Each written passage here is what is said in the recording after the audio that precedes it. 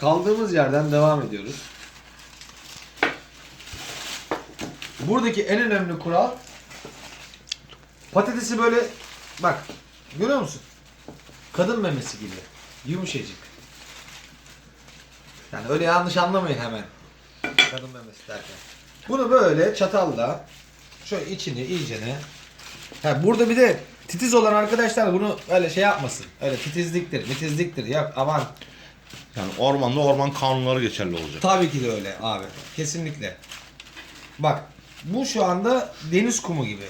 Yumuşacık. Gerçekten harika bir şey ya şu an. Oo, aman Allah'ım. Buna geliyoruz.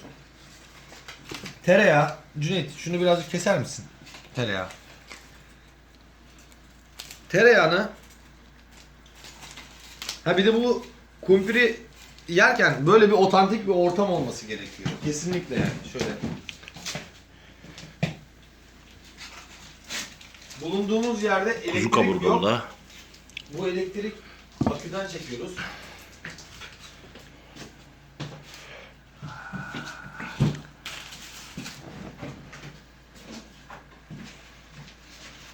Kes sen.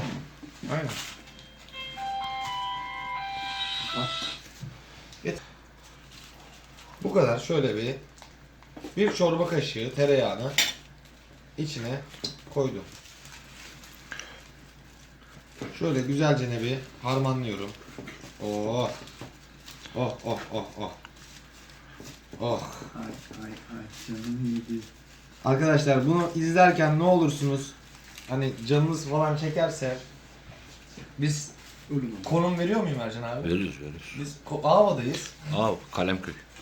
Şöyle kaşarı içine basabildiğin kadar bas. Tabii bu beyefendi kibar. Ben 50 alıyorum. Kendi yiyeceğim için. Ay canım iyiydi. Şöyle.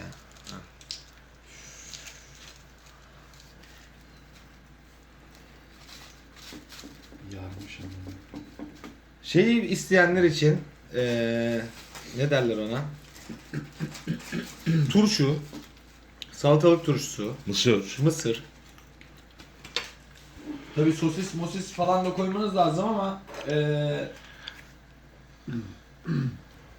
taze sosis olması gerekiyor. Hani hemen o an olan bir şey. En önemli kurala geliyorum Ercan abi.